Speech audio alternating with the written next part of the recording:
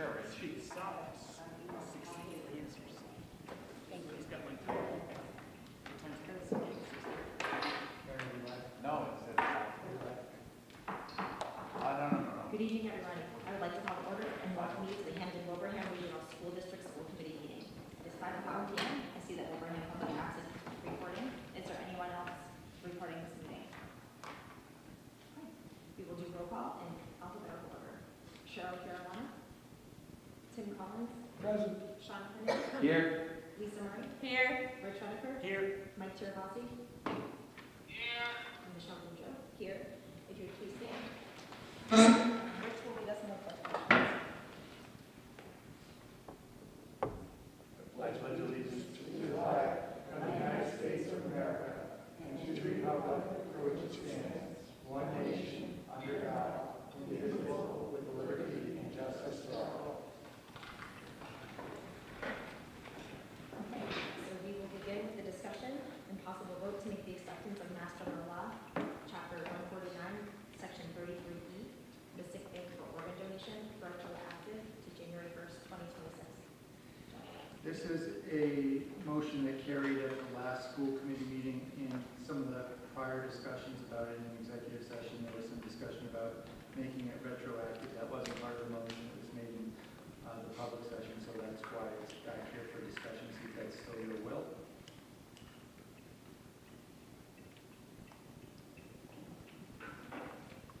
It is for me. And the reason that we're making it retroactive is because someone falls under it if we did it retroactive. I mean, I think we all want to encourage beautiful acts of kindness like this towards other human beings, and I think it's the small things we can do. I agree. Anyone else? How far retroactive are we proposing on making it? January 1st, 2026. Okay. All right. May I have a motion, please? I make a motion to accept MGL Chapter 149, I have to say the whole thing, Section 33E, sick bank for organ donation, retroactive to January 1st, 2026. Second. Okay. Any further questions or discussion? Okay, we'll do roll call because we do have somebody online. Tim? Yes. Sean? Aye. Lisa? Yes. Rich? Yes. Mike? Yes. Okay, myself, aye. So motion carries. 6-5. Yeah. Thank you. Is that what you're here for? Yes. Do you have anything to go? You just missed all of the But thank you guys, I really appreciate it. That's just my husband, so It's the least we can do. I appreciate it. Thank you. Thank you. All right, look to okay. Thank you. So we will continue with the discussion of town meeting outcomes. This would be a possible vote on the HWRC FY27 budget.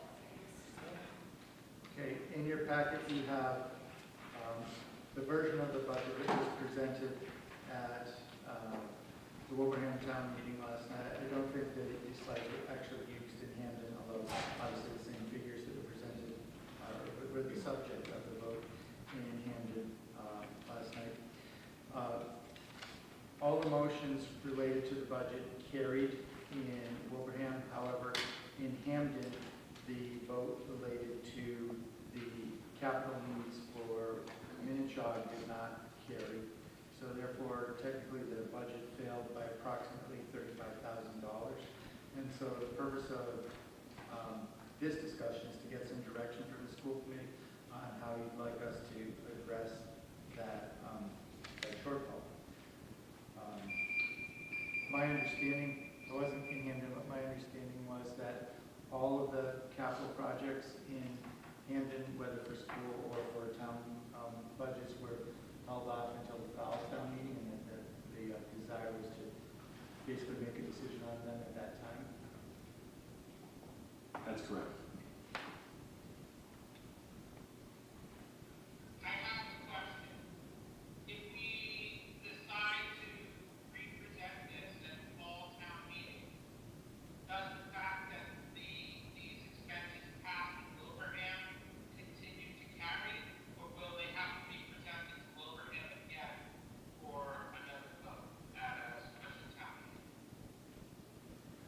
So the appropriation that Wilbraham made, which included the capital items, will remain unless they rescind them. So they would have to, actually take formal action at a town meeting to rescind those authorizations. So those will persist. If Hammond decides to appropriate money to the schools for a purpose such as capital, then the school committee would then need to reconsider modifying its budget and then notifying the towns accordingly if they did modify the budget. So the appropriation in Wilbraham stays in place until they rescind it or the fiscal year ends, and then the Hampton one would take effect when they vote. And if I may put a finer point on it, what I'm really looking for direction on are the so-called Tier 2 notices. As you know, we sent notice to a number of employees, I think it was 19 employees altogether, knowing that the outcome of the town meeting on the core budget, the operating debt, was under a cloud. We wanted to leave some operating room for the possibility that core budget could fail. I have prepared notices rescinding those notifications for everyone except those people who are on the list who happen to be non-licensed teachers who are on waivers or individuals who may not be coming back for other reasons. And there was also a first grade position that was included in that we had held open just in case the budget didn't pass.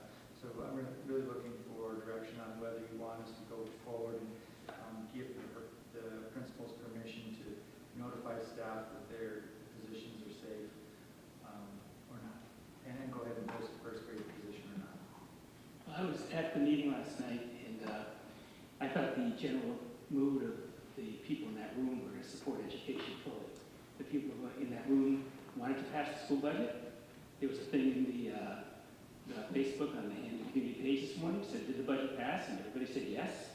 And it was really hard to figure out if it passed or it didn't pass, because to the right, just after they passed in the school committee, the school budget, you heard a little mumbling by the advisory committee about delaying the vote on something, and then without any discussion whatsoever, everybody was agreeing with everything. So, okay, yeah, nobody knew the ramifications, nobody understood it, and no discussion was made, and that's what happened. So I think that the will of the Hampton voters, from what I gathered in the room, was to make sure the teachers got their pink slips rescinded, and I don't think the will was to probably going to come up and they said, should we spend this money, or they realized it was going to come out of it. I don't think there's a possibility they would have supported paying for it right then and there, because there was not a single item did they cut, not a single item did they say we're not spending this money on whatever was asked for.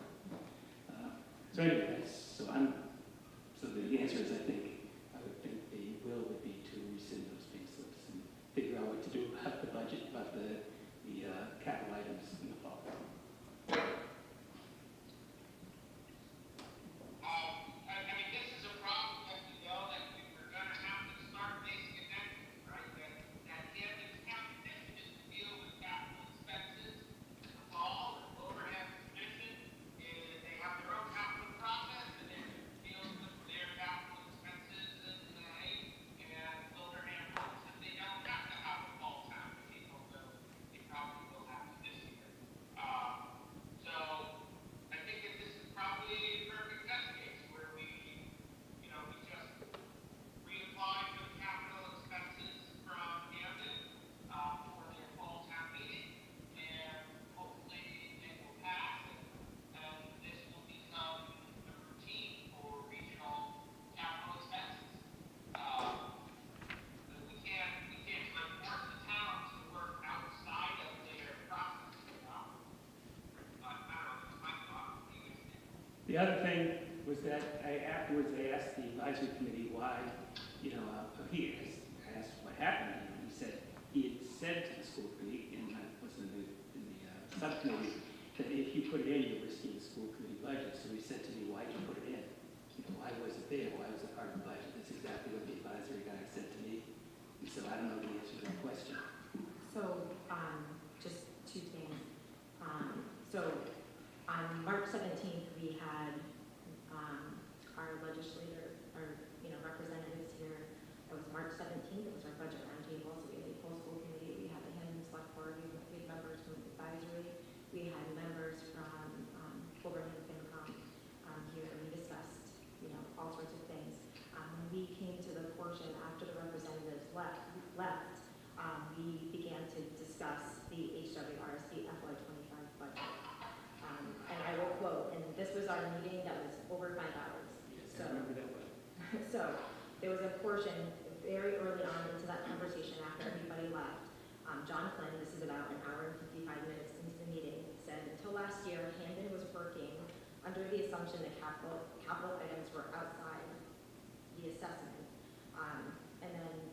And there was a discussion, and he stated that Dr. Provis had a different interpretation. So this is something this is not the first time this has come up regarding the request for asking for the capital items to be taken out of the operating budget.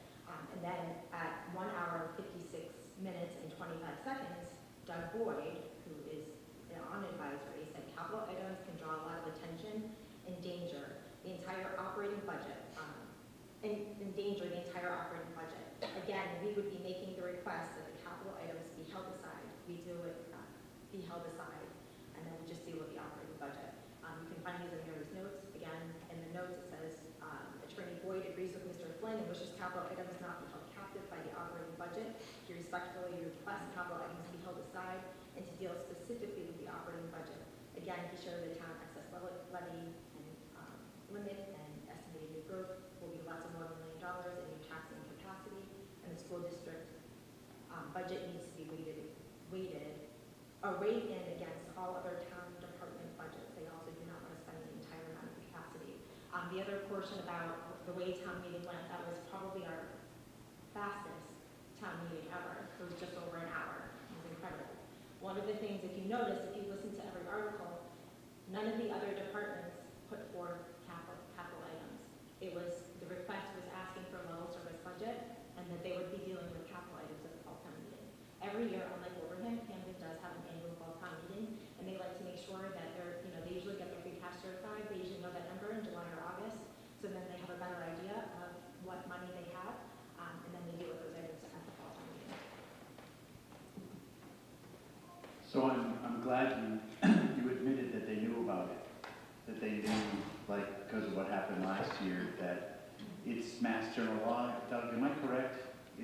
And unfortunately, that does get in the way of Hamden, and I'm so sorry for that. But Mass General Law, that gosh darn it law that forces us to follow certain things that maybe we don't like to follow as a town, but we are required for our budget to submit capital expenses and operating expenses for our budget. It's one of those pesky little things in order for it to get passed. And I did have some people reach out to me from Hamden. I didn't know they were from Hamden at the time. And they were insisting that it passed in Hamden. And I was like, no, actually it didn't. And then I was explaining, and then one person in particular was very frustrated because she said that we were there to make sure the budget got passed, so we didn't have a repeat of last year, and it didn't. We weren't informed. We didn't know that this $35,000 would have it. And I asked, what did your representatives from the school committee say about this to you? And she said nothing. You're right. Nobody asked any questions. And the voters, the people of Hamden that did show up, they exercised their right to vote. And unfortunately, the capital items did not pass. So the capital items were presented as part of the warrant? No. Not really, The article was shared. because I believe the Hampton Town bylaws require that they present the assessment in warrants at their town meeting. They're even much more stricter than Wilbraham's. So if they didn't present, at least present them for discussion and vote, then they may have been violating their own bylaws. The only thing was, after we voted to approve the school budget with the full amount that was requested, somebody said, Doug said, I moved to table the discussion on the capital items, and it was like a negative kind of question, the way they phrased it, and nobody knew how to vote yes, no, and the advisory committee said, we agree, and everybody just voted. It was 2 seconds, no explanation, no, nothing. Are we permitted to send another assessment to Hamden in the fall? Because I've heard discussions both ways, that we get one time a year, we send an assessment, and they will have to be on there, but can we send an assessment to Hamden for capital items in the fall? Technically, what you would do to do that, so just to go back, the capital article, the capital assessment was a separate article on the warrant, which was presented, your chair presented as, moved in favor of the article. Committee, the advisory committee advised against appropriating for that, and so then the committee voted, the town meeting voted no, so that's just to encapsulate that. With regard to, an appropriation for capital in the fall, what would happen would be that the school committee would have to take up the budget again, and, back up a step. Given where we sit now, you will need to take up the budget and potentially vote in a different budget that matches with, the level of appropriation or the level of assessment that was approved and appropriated. If you wanted to reconsider that in August, September, in advance of the town meeting, you can do that, and then that would put the question of a capital assessment forward to the town's, to the town of Hamden again. And then they could put it on the warrant and then have a vote on it. So we can do it, but you'd have to actually reconsider your budget. It's So just we a would be steps. reconsidering the current year's budget. It wouldn't be an early action on the next year's budget. It would be a reconsideration of the active year budget, which would be fiscal 27 budget. That's correct. So we would reconsider that, and then we would send a revised assessment letter. Correct. Correct. Okay. Well, we're asking towns for money, right? And Hamden wants us to ask them for capital money in the fall. And Wilbraham wants us to ask for it through their process. And if we're legally able to follow their request, then we probably should do our best to do that, to work with the towns. It's just that pesky mass general law that gets in the way. I'm with you, Sean, and it's a royal pain in the butt, isn't it? No, I don't think it's a royal pain in the butt. It's $35,000.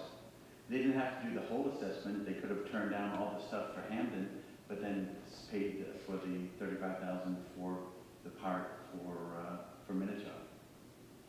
I understand that Hamden does it Hamden's way, and I love that town, and I love the people in that town, but people who went there wanted to pass the budget, okay? And they thought that they did.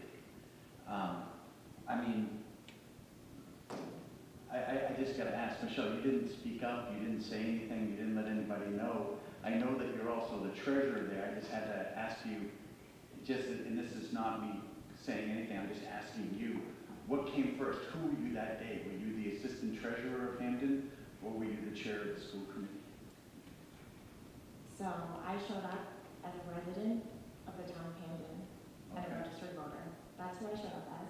And when I stood up to read the article, which is Article 8, where I read in favor of the capital items in the amount of $34,000, I was also in favor of that, and I was represented in the school committee. So regardless of my role, regardless of anything, whether that is neither here nor there, but I did read the article. The town was informed what the capital expenditures were for, which was for the switches and for the plow, or the truck, the plow. That was read, it was presented. Did you Did I let answer people your know? question? Did you just say, if this doesn't pass, the budget doesn't pass? There were no questions. They didn't have any questions. There was not a single member of the town that stood up, and by member I mean citizen of the town, that stood up and asked a question to the school committee, to the moderator, or to the advisory board. It's the second year in a row that's happened, which is unfortunate.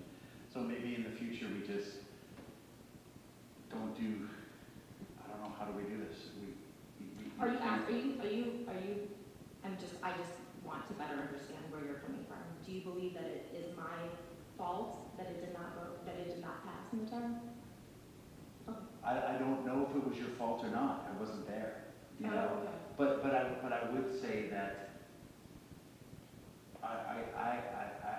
you know, I'm sure we all would have handled it 7 different ways. It's the second time this has happened, that's caused us, so either we have to redefine how we propose budgets and capital expenses and stuff like that, or it's just gonna keep happening every year. So I think that if the people knew in the town of Hamden, at least that's what, from the people who contacted me, it's not all the people, it's a couple, you know what I mean? And it's only been a day, but, that they're all happy, they showed up because they wanted to make sure it passed, and they felt it passed, but then they realized it didn't pass. And, I'm just wondering, because even Doug Flynn said until last year, he said that they didn't know that he had to do capital and stuff, but so he did admit that he knew that last year, that the budget wouldn't pass if capital wasn't done. And I understand. They didn't question whether the budget was passed. They were sharing, they stated to us, letting us know their stance. Well, I'm saying it's gonna happen again next year, and what can we do so we don't have to have a meeting at the end? So we go to town hall, it passes in Wilbraham this year, passed in Wilbraham last year, didn't pass in Hamden last year, didn't pass in Hamden this year. Is this just the new normal? Has this never happened before, where a budget didn't pass in one town? Not in the 10 years that I've been on, if I remember correctly. Has this ever happened in New York? I'm on this boat, anyone? You've always been on a lot less. I'm just asking. Well, I mean, I just was in like, the 3 years I've been on the school committee, this happened, right? Well, but I believe there was a year So that it's it the norm didn't for pass me. in Wilbraham, so and it was passing in Hampton, so I'm just saying that it's I don't know not, if it was it's in the not last 10 always. years when that happened. But I mean, Has it happened? in, Did it not pass in one town? Yeah. I mean, I'm in sorry, the interest of the hold on, flu. one moment. Yeah. Could you speak to that, please? We had the issue with the Kubota last year. No, I mean, was there a year where Camden was in support of the budget? And And it It didn't wasn't pass last in year, it was Wilbraham the year town before. meeting. where we had to do some finagling and do some last minute meetings? Oh, we did that, but it passed the town hall We meeting. did that. But it passed the town hall. It never did, in the last 10 years, it's never not passed at the town hall in Wilbraham. So what happened, right? And so let's make a plan, what we need to do immediately for the need of network switches and the pickup truck. That is, we expect to fail inspection in July, so it won't be able to leave the property after July. Well, no, with the rejection sticker, right, you get 30 days and then you just get it. I definitely want a picture of the windshield with the rejection sticker, please, on Facebook. So it sounds like we can resubmit those capital expenses. It might also be a reasonable thing, since Hamden wants to deal with capital in the fall, we may have an idea as to what capital expenses for the next year we're going to be considering for the regional high school. So in addition to Hamden's share of the switches and the dump truck, we probably, if we're in a position to know, should be adding to Hamden in their fall town meeting things that we think for the next year we're going to need for capital expenses, and then send them to Wilbraham as part of their budget assessment in the spring, so there wouldn't be another 6-month delay if there's stuff that we already know about, right? Like network switches that don't work, or So are you saying to take the truck and the switches and put them on for next year for Hamden? They'll approve it this fall, and then when they approve the operating budget, then they will have approved the whole budget. And we should just be a year behind in the... What I understand that we're probably going to need to do is, we're going to need today to make a motion and revote the budget, removing those capital items from Hamden's assessment. And then in September, we're going to need to make a motion and revote the budget again, adding them back in. John? Is that correct? So, I don't think we have numbers for you to to revote the budget tonight, we have to do some math to figure out exactly what the budget will have to come to for you to make that motion. We figured you could do that at the next school committee meeting, if that's the way you want to go. What I would say is, I've been thinking along those same lines as you, with help from Doug. But I think it's actually, I have a slightly different angle on it, because the way I think of it is the two towns are sort of out of sync by half a fiscal cycle, if you will. Because the Wilbraham is appropriating money in the spring, Hampden is appropriating money in the fall. What would be helpful is if we could find a way to somehow like skip a cycle in Hampden. I don't know how we do that, but we get to like, so that they use money in the fall and say, okay, we tell them this is what we're going to need for capital costs, and then put it on the assessment the next year. They've already reserved that money, and then we could do the assessment like we do, and then they would be back in sync with Wilbraham. If they kept doing that, then we would be sort of able to issue assessments in the spring every year to both towns, and they would have the funds from the prior year's free cash that they could apply to that. Is sort of my thinking. We could figure out a way to do that. That's what I was trying to say. I don't know if it came across as that. See, I wanted to get half a cycle ahead. And considering we have a dump truck that's going to fail inspection, I'm not sure we can afford to be half a cycle behind. And we're probably better off jumping half a cycle ahead on Hampton. So a couple things. So one, back to a preceding point was made. So we're compelled as a regional school district to compile a budget for the coming fiscal year that includes operating debt and capital expenses, and we have to articulate each of those and assessments related to those. Ultimately, it's a single assessment to the towns, so they could vote it as a single vote as part of their budget. They tend to do it a little differently in each town, but they've held capital separately as a separate article on their warrants, which is entirely within their purview to do. I think the educational piece for town meeting would be to express to the full town meeting, we need all of the pieces to be approved for the budget to be fully approved. And I think that's a subtlety that gets lost. And to be honest, I think that's a subtlety that even for people who've done it a long time, don't always recognize that all those pieces have to fit together to make one whole approval of our budget. So that's one piece. There's an educational piece to that. I think the other thing to keep in mind relative to free cash and the use of it for capital purposes, free cash works the same way E&D does. So we appropriate E&D, so we get our E&D certified in the fall. We then, from that point that it's certified, from that point forward, we are able to spend it. If you, as a school committee, want to spend it in the fiscal year in which it's certified, you're eligible to do that. We generally try not to do that. But we use it to support our budget for the following fiscal year. Free cash can be done the same way. So if it's certified in the fall, it could be held and then appropriated in the spring. Many towns do that. I think, quite frankly, that's part of what Wilbraham does as part of their process. So it could be a circumstance where both towns shift to the spring for use of free cash. I think the likelihood is that the reason that, and I'm a little bit of a guess here on my part, that Hampden appropriates capital in the fall is then once they sort of set their capital budget, the remainder of free cash can be used to, they may have a certain amount for contingency purposes, they may keep a certain amount for tax relief to taxpayers because they set their property tax in the late fall or winter. And so if you know you've already committed X amount of it, then you have very precise numbers to work with on your sort of relief for taxpayers. There's no such thing that can't be reversed where you say, all right, here's how much we've got in free cash, here's how much we want to reserve for sort of contingency, emergency, here's the amount we want to provide for relief to taxpayers, and here's the amount we want to commit to capital. And then just not commit it until the fall and spring. But I think the conundrum is being back in sync with each other, and it's either defer capital by half a year or a year for the region, or accelerate it. But I don't think that would require people to double up in their capital expenditure. So that's unlikely to happen just because they won't have the cash to do it.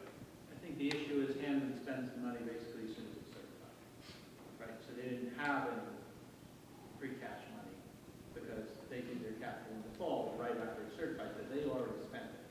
Wilbraham has a rather drawn out and quite thoughtful review process for capital expenses, so they're never in a position to, so they feel they're not in a position to spend the money right after it's certified because they like to spend the year reviewing people's requests and everything and, you know, picking what gets done and what doesn't get done. There's never enough money. You know, that's typical of the town, right? So I don't think Camden will go along with that because they spend all the capital money in the fall. You know, I mean, unless we tell them, we're gonna need this amount of money, you know, but then at that point, we might as well be sending them I don't think anything's gonna resolve this except until we were regularly sending Hamden a capital assessment letter in the fall. And it could include stuff that Wilbraham chose to fund, that, you know, the spring before, and it could include things that we anticipate we're gonna be asking Wilbraham to vote on in the spring. And particularly this fall, I think that would probably be appropriate. Is there a reason why, if the taxpayers know, like, in order for the budget to pass, we have to have the three components, operating debt and capital expenditures, done for the school committee, that they would not just say, okay, we will just cull out school committee capital expenditures and do it in the fall? Because, and again, I wasn't at the meeting, you know, I'm not from Hamden, but the people who were reaching out to me, they were there. They all really wanted to make sure it passed, and I think they're a little, at least from the people I talked to, a little frustrated. So, or we could do some gymnastics here and just have it so that this year's capital expenditures we put up again in the fall, in the spring, but Hamden can do it in the fall. So they're doing that piece beforehand, so we're a year behind. You know, which that might be the best way. And then Doug, were you suggesting that they would use our free cash, our E&D, as a way of floating something? But I don't know if that would. Well, the E&D is available for appropriation by you as school committee because it's funds we have. You know, we typically use it to support the budget. Given that the mechanism for appropriating capital is the same as for operating expenses, there's no confusion about, you know, if you have dollars in E&D, they can be used for either purpose without, you know, inappropriately burdening one town with certain aspects of capital costs. The thing to keep in mind is, let's say we didn't go back to Hamden to pick up the $35,000, but we still wanted to buy the truck and we want to use E&D for that. The problem is that, you know, roughly 80% of the E&D is Wilbraham, so we've overly burdened Wilbraham with the cost of the truck by doing it that way.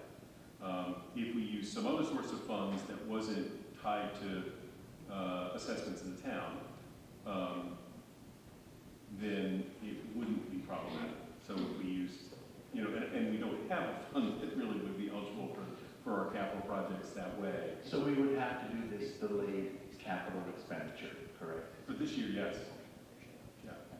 So next year, so that we won't have this problem again, so what we do for next year is just put in the truck and the switches, delay it a year.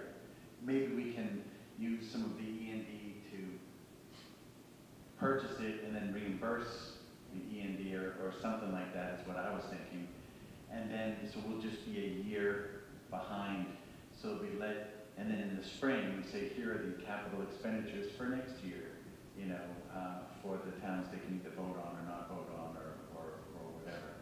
But at least that they know for the fall, the Hamden will say, okay, here's the expenditures that we have from last year to put on this year's budget, as opposed to paying in advance. We just and maybe use our E&D to make those purchases in the hope that they get approved and then reimburse ourselves or not, or just delay spending for another year. So, I I mean, I've been singing that song, that we should be using E&D to cover regional capital expenses. And that we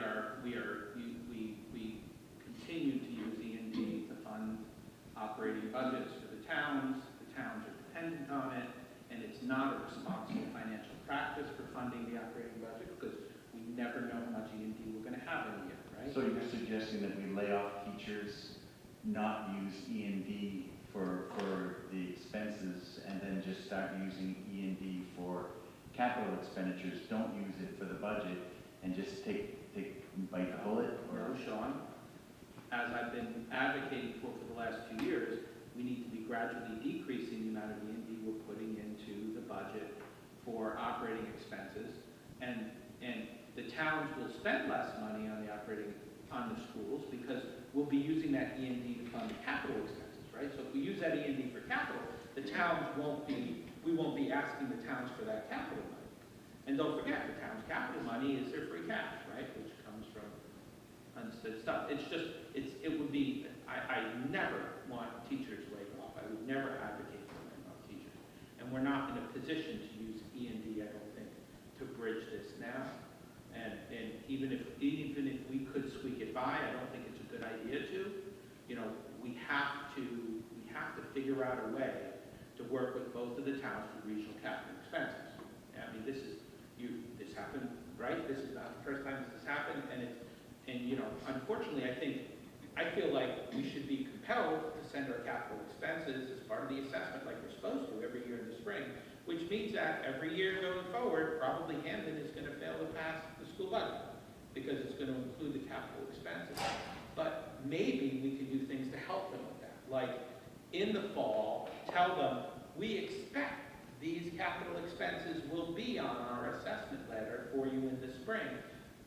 You know, if you agree with the capital expenses, maybe save the money so that you're able to be ahead of time. But, I mean, I feel very strongly we need to do our best to work with the towns and the systems that they want to use.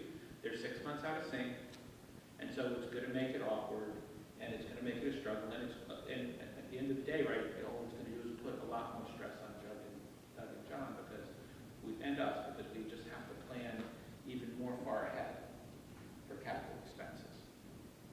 But I would love to see us over, like, as our next 5 to 10 year plan, wean the towns off of so much E&D going into the operating expenses, and then the towns being supportive of us using that E&D for some regional capital expenses.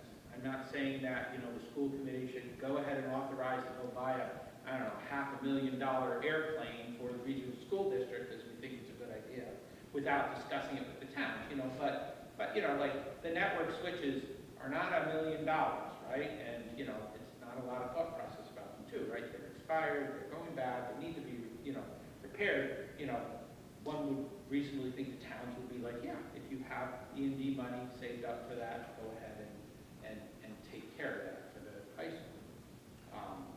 Is there a way, I just got something you had said, just gave me a brainstorm. Is there a way to have the capital expenses, just follow me for a second, have them approved at the spring town meeting, but with a $0 on it? Like, we admit, like, here are the capital projects that we approve, right? And then do something where we have a revolving line of credit, right, which we can do here, where we have a revolving line of credit, which we would pay for those, and then we would do it a year in advance. So in the next year, we would put those on. They've approved it, and here's the number. Hampden would do it in the fall, Wilbraham would do it in the spring, and then we get that money, and that money flows back into the revolving line of credit, and we just keep on rolling. As long as that they're approved the year before, like both towns say, yeah, we're good on these, and these are appropriate costs for the year in the future without actually costing them anything for a year or whatever, that we could do that. Does that make sense, Doug? So at in my former regional district, all of the capital was handled through debt. So we did short-term borrowing. So what was, which there's good and bad about doing it that way. So capital projects were brought forward, and what was brought forward was an authorization for debt for those projects. And the towns didn't have the ability to vote up or down on those projects as far as authorizing the debt. Once they've approved those projects, then you can essentially borrow money to fund those projects, or do the projects if you have enough cash on hand. You can do the projects and then borrow the money to pay yourself back, but you incur borrowing costs, and so you can do a ban. But once you have created a ban, which is a bond anticipation note, right, which is a short-term, single year borrowing, it can be shorter than that, but it's usually a year. That becomes part of the debt assessment to the towns. So it's a component of the budget that is locked in as far as the amount, and it compels the towns to pay that debt, just like the debt we have on this building we're in tonight. So there's good and bad about that, but it can be done that way. You incur borrowing costs.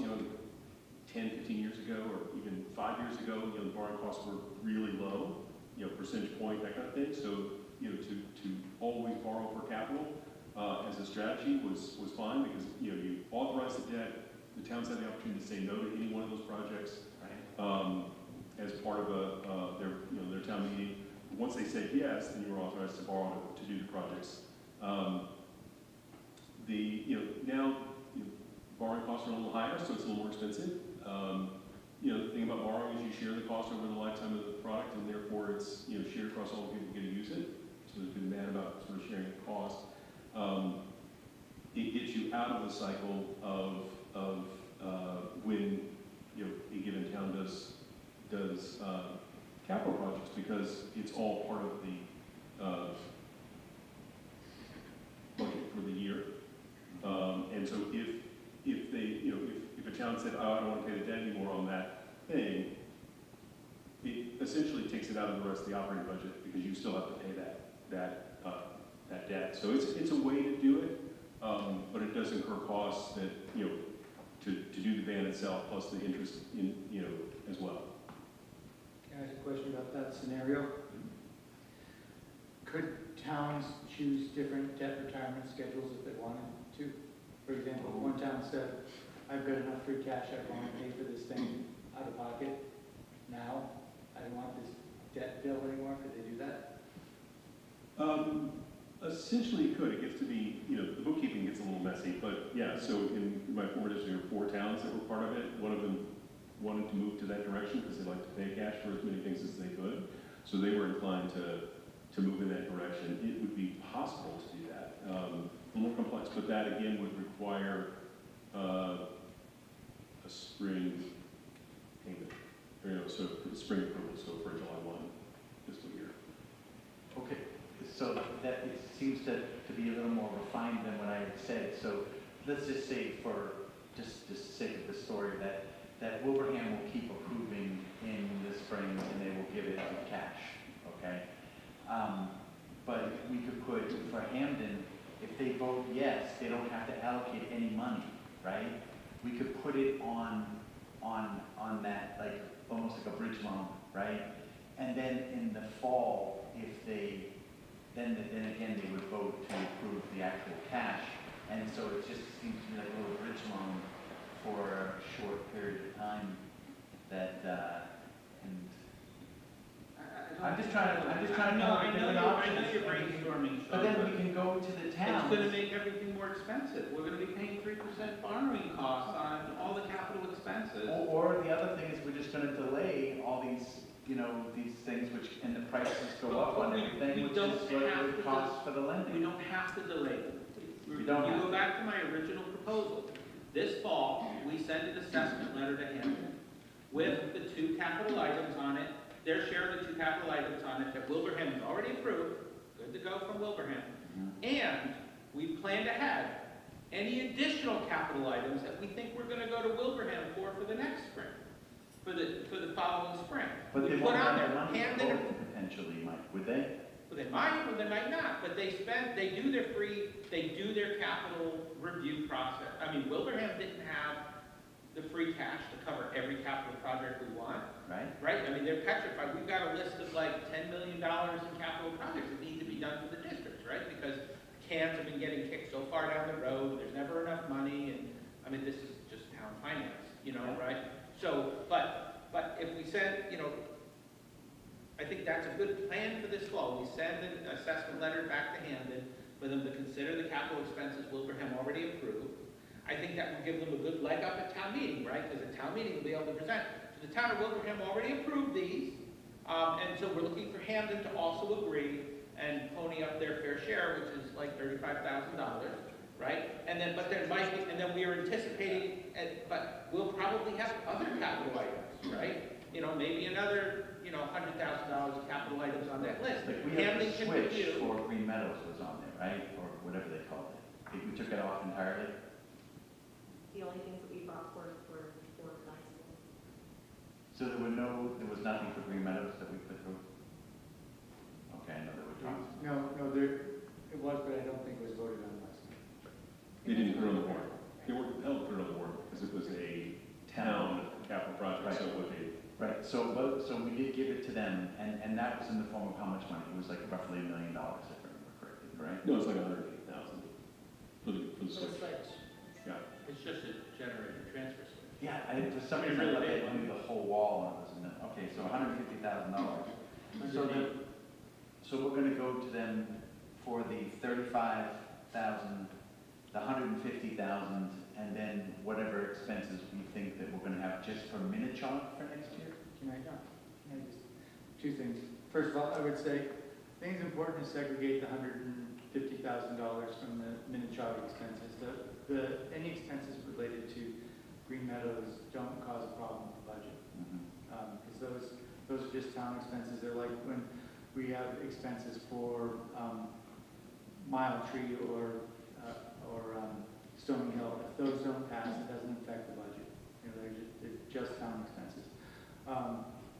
What I do think is problematic, though, is I'm thinking about it with your proposal, although I don't want to be flying ointment here, is if you modify the assessment for Hamden to include the anticipated capital costs for the spring, and you have to modify the assessment for Wilbraham to include their capital costs for the spring, because you have to keep the two of them in sync.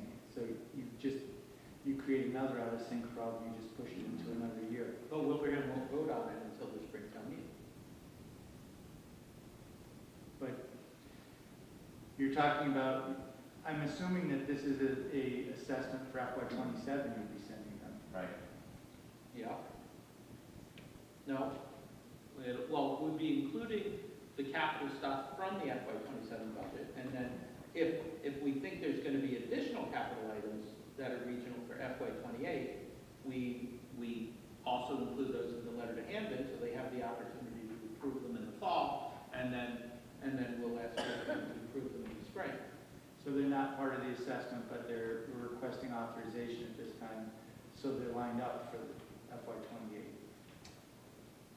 Can we do that? I'm not sure we can, because you can't ask for an appropriation for a future fiscal year. Right. Which is what that would be doing.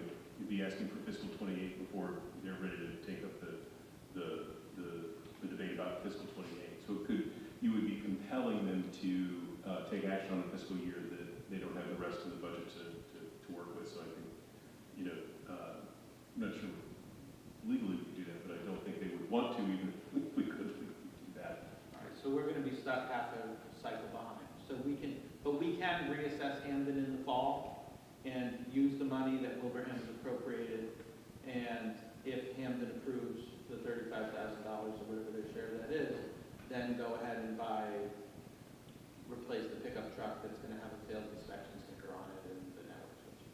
Yes. And when does the money that Wilbraham approved go back at some point?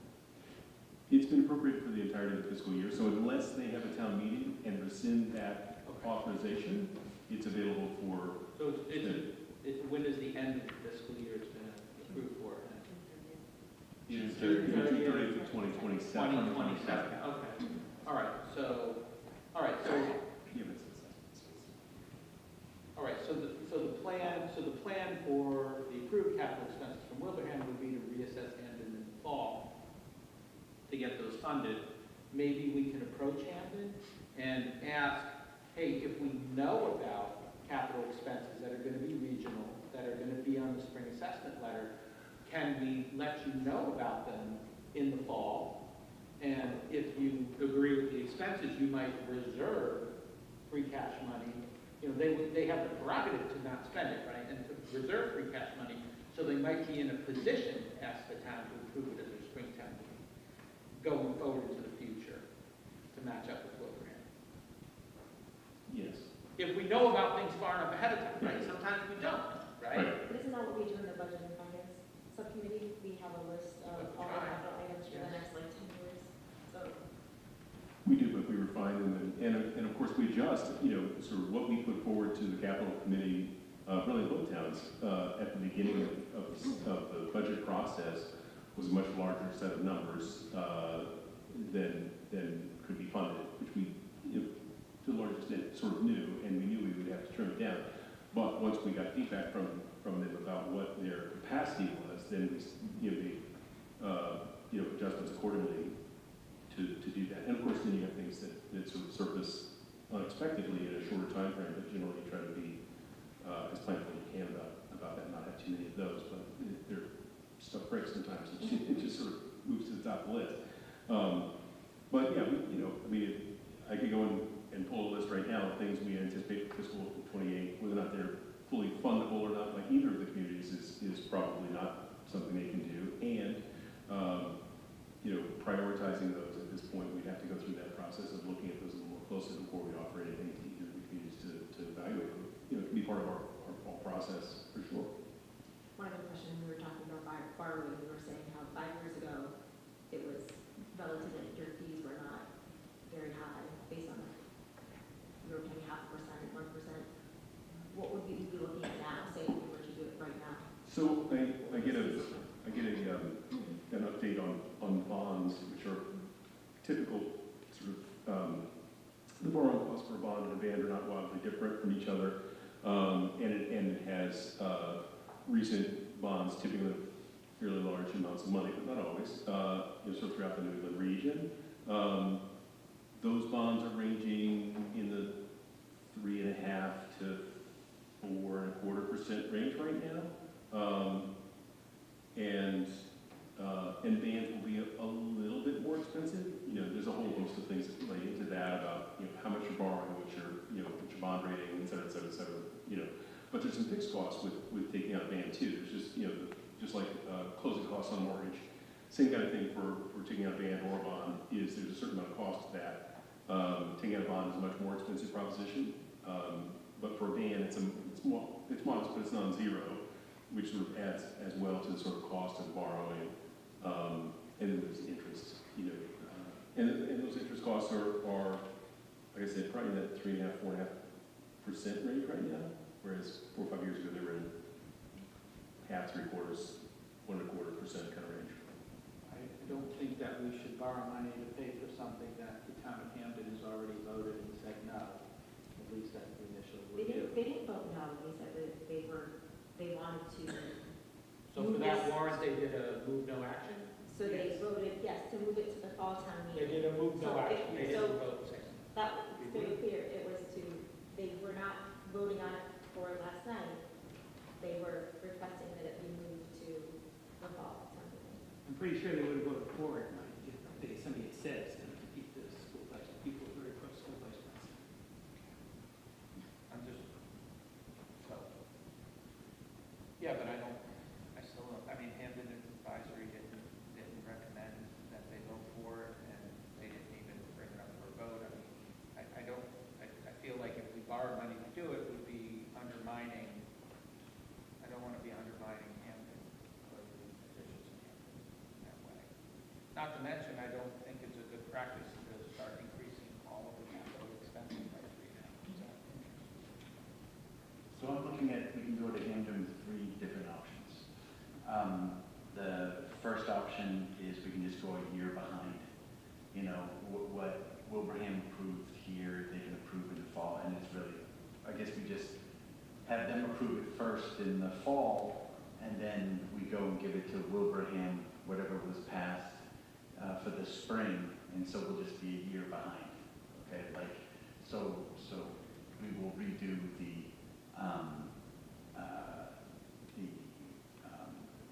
truck and the switches for next year, if they get approved in the fall in Hampton. So that's one option. The other option is some kind of bridge loan, right, or some kind of financing on $35,000.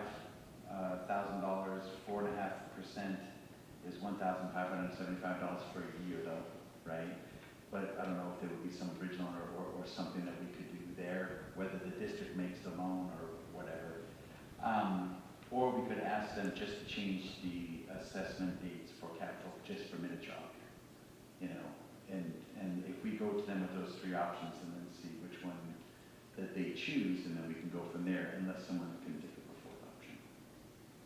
I would just say, I would disagree with the first option because Wilbraham has already appropriated the funds. So if in the fall, Hampden appropriates their share of the funds, then you have 100% of the funds needed for the project. So I think we should go ahead. So just do this each year that it fails in Hampden, and then we sit down and we vote to pull it out. But if we know about something in the fall that's going to be coming up the next year for him, then I think we can always send them an informal, not a formal assessment letter, but an informal letter saying, we anticipate we'll be asking for this amount of money for the next budget year. And sometimes, some years it might make sense for them to save the money that fall, and some years it might make sense for them to say that they're going to vote on it the next time. But I mean, that depends on whether they'll be in the position in the spring or not. But yeah, it's going to be a delay, and I don't know, we're probably going to have to work hard on keeping a little bit more E&D in the bank, because there are going to be, what do we do with an emergency capital expense for Minnechaug? Right? We're talking about a year and a half process to get regional capital expense approved right now, right? So like, let's say the truck doesn't, gets to a point where it doesn't work at all, right? And we live in Massachusetts, so pretty for sure, come December, it's going to start snowing in the parking lot.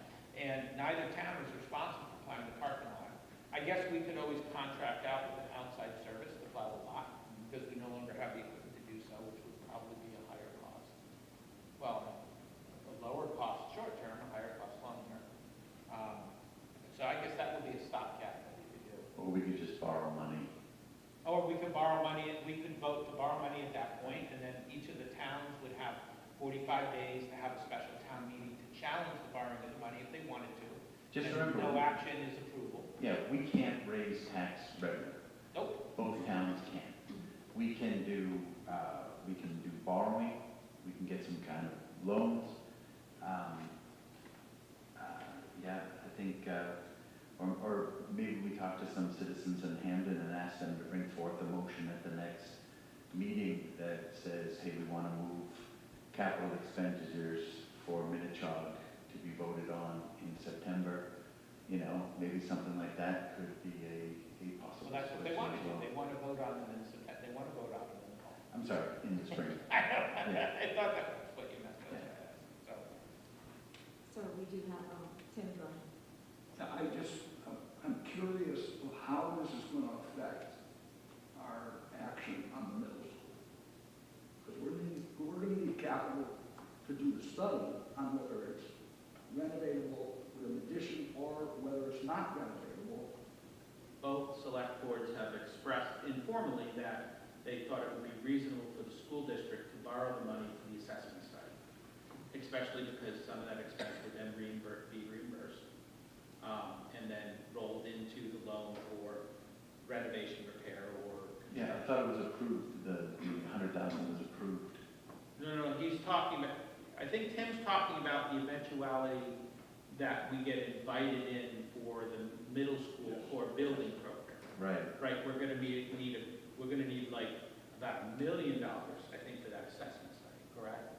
And so in the eventuality of that, which who knows if we'll be invited in, they'll assess our needs and they'll look at the needs of the rest of the state. If we get invited in, The select boards of both towns thought it was reasonable for the school committee to borrow the money for that.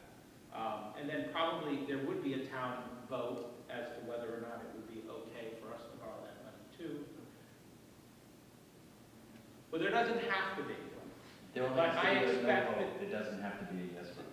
Correct, correct. But either town would have the opportunity to bring it to the vote if they wanted to, and that expense could be rolled into then whatever project happens. But you're right, the $100,000 that's needed for the planning of the roofs for Stony Hill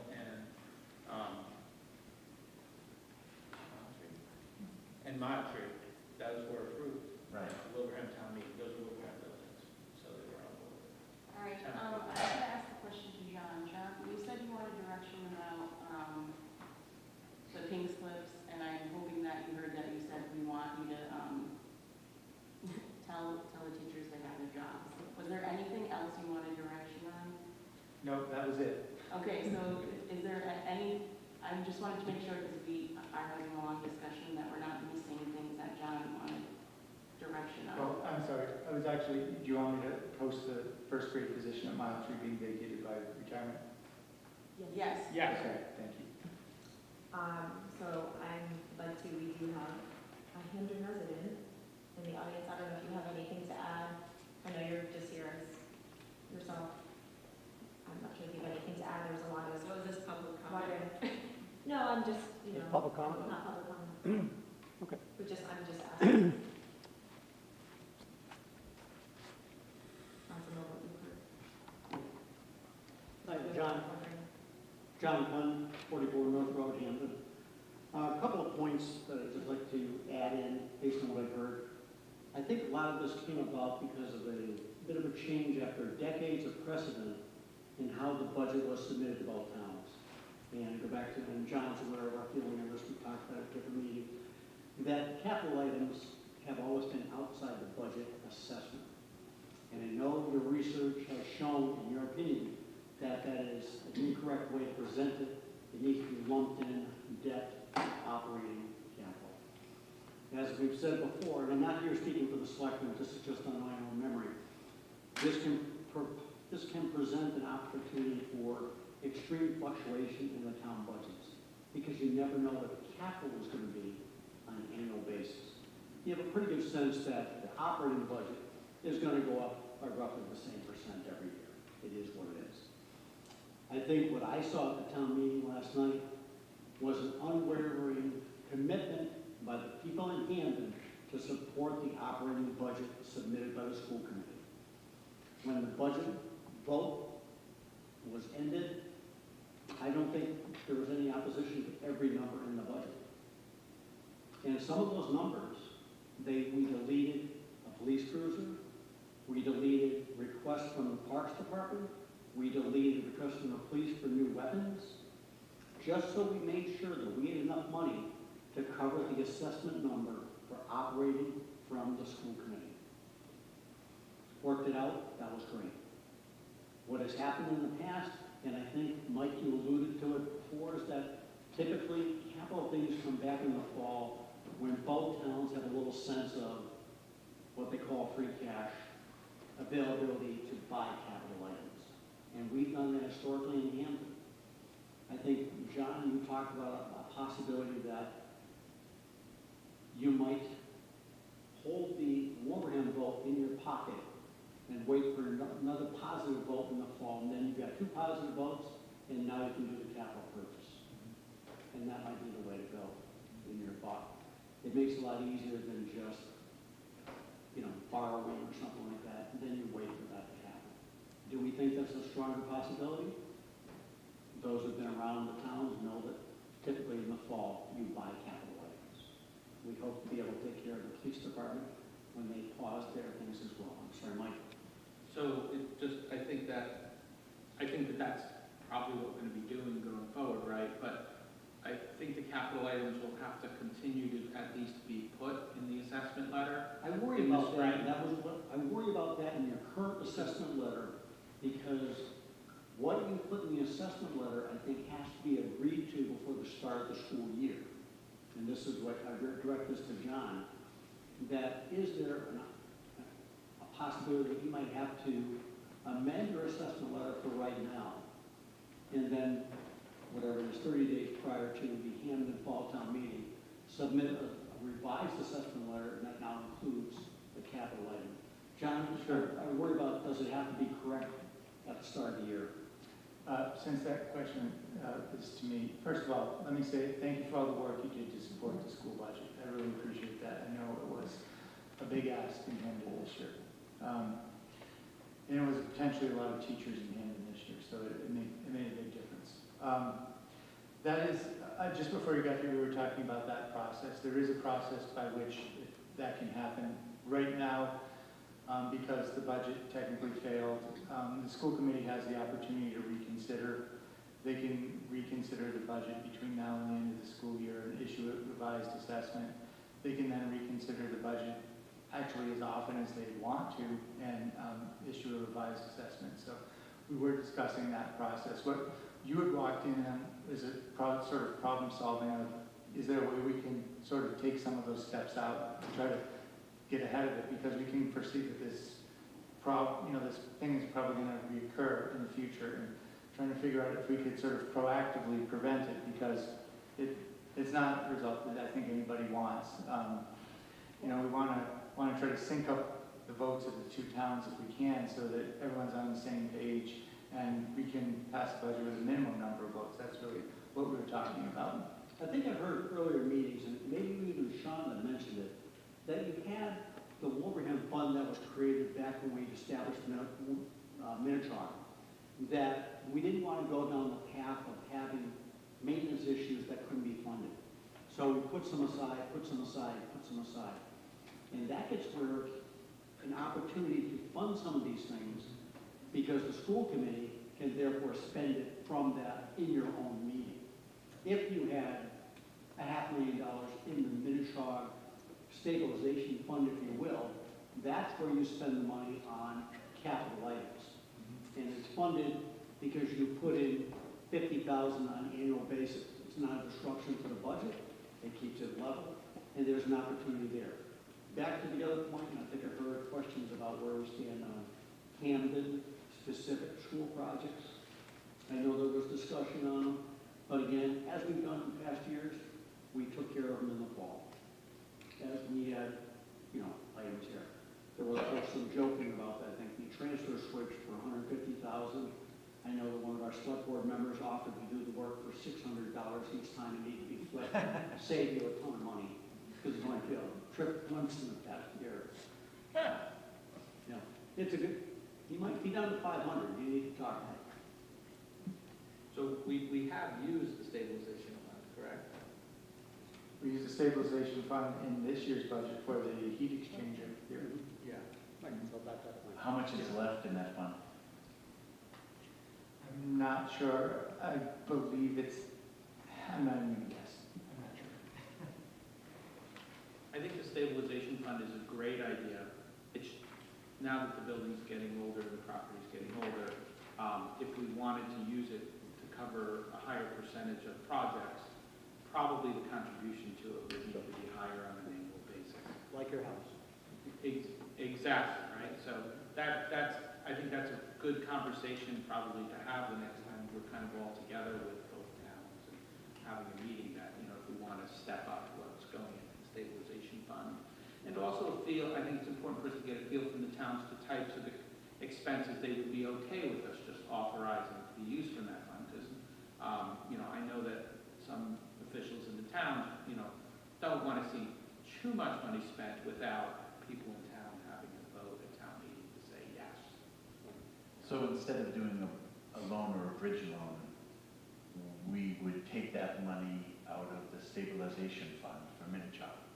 And then we would assess the towns, this is how much we used from those funds, to things that have been agreed with by advisory and capital. Once they agree, okay, we can take that money out of the stabilization fund, but we're going to have to do something next year or this fall or spring or whatever we're going to do, is to get that fund up to $500,000 so that we can start doing this. So we can go, we all agree, whenever it's agreed, we take it out, and then whenever they pay back, they pay back. But it's like, it's just, our our own bridge loan, our own revolving fund. Well, it's like that line of credit you have, Sean. Basically, you can now tap that instead, rather than something else. And then perhaps the committee says, you know, every year, we're gonna take some money out of E&D, instead of like putting it towards the operating budget, which is the town's responsibility, we'll put some of the E&D towards the Minnechaug stabilization fund, if you will. Sure. And keep that off the budget per se. And so the towns, like you said, you saw that in Wilbraham, you saw it in Hamden, 100% behind, you know, supporting the school operating budget. Be that as it may, where the budget goes, and I know, Tim, you've had some great thoughts in the past about what we need to do to keep it sustainable going forward. But in this current year, both towns were 100% behind it, and I saw it. So again, we thank you for your work. It wasn't easy for all of you, no question. So that's why you get the big shares. Hard cheers. Thank you, John.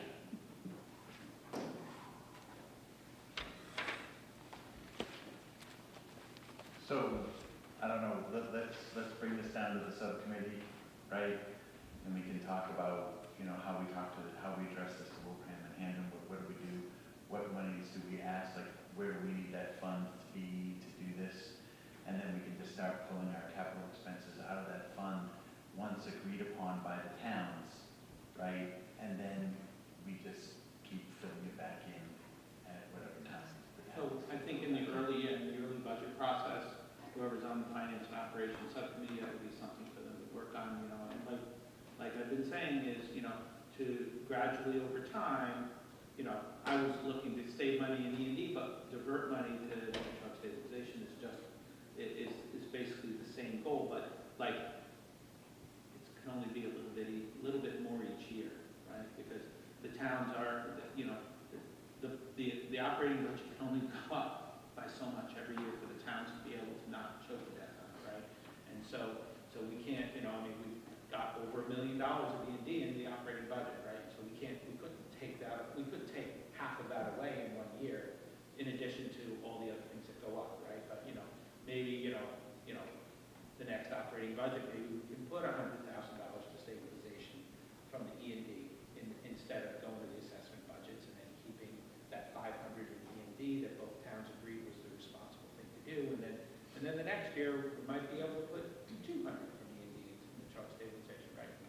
And that's, you know, because I don't see that happening with the present administration in the state or at the federal level. I don't see more money coming into education, but hey, you know, if it does, then let's do it. we don't necessarily need more money coming in for that. We just need the inflationary increases to the budget to not be as out of control as they were this year. You know, I mean, hopefully Scandic Valley Health Collaborative is going to make some serious actions because I'm hoping they realize that another 11% increase in the cost of health insurance is completely unsustainable for all its members. So it would probably end up dissolving the entire collaborative, right? Because, I mean, Well, if they enact changes that are unsustainable to the members, then the members will leave, right? So, but I think all other options would have been so much more. That's what I'm hearing. there are different types of insurance plans that are lower cost. You know, I mean, I don't enjoy, I work for a hospital and I don't, the health insurance plan that I have from the hospital I work for does not have as good benefits as I think most of the plans that are being offered to us. So rather than bring up to the hospital, we should bring Scandic Valley down to where the hospital is? I think that in a responsible manner, all businesses have been curtailing what's available for health insurance plans to make sure that A, the business stays in business, and B, the employees everybody still has some health coverage, right? But yes, none of us, nobody has health coverage where you walk in the door and you pay nothing for everything that needs to be done, right? Back in the 80s, there were plans like that. You know, you could have a Blue Cross Blue Shield plan. It covered everything. No matter what, no co-pays, no nothing, pre-Clinton days, you know.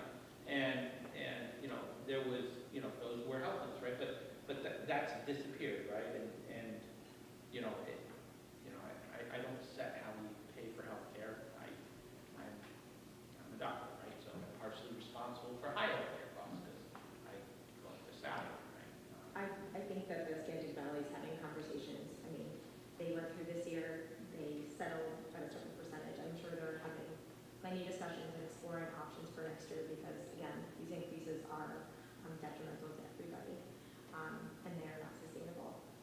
We do have a need for public comment. If there's anyone here that's interested in making public comment this evening, you're welcome to do so. Okay, I do not believe we have anything left on the agenda. Yes.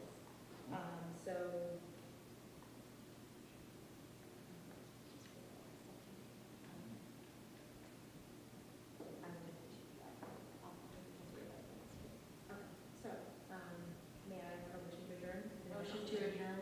Second. Okay, so we will be adjourning. Our next meeting is Thursday, May 28th at 6:30 in the NFC.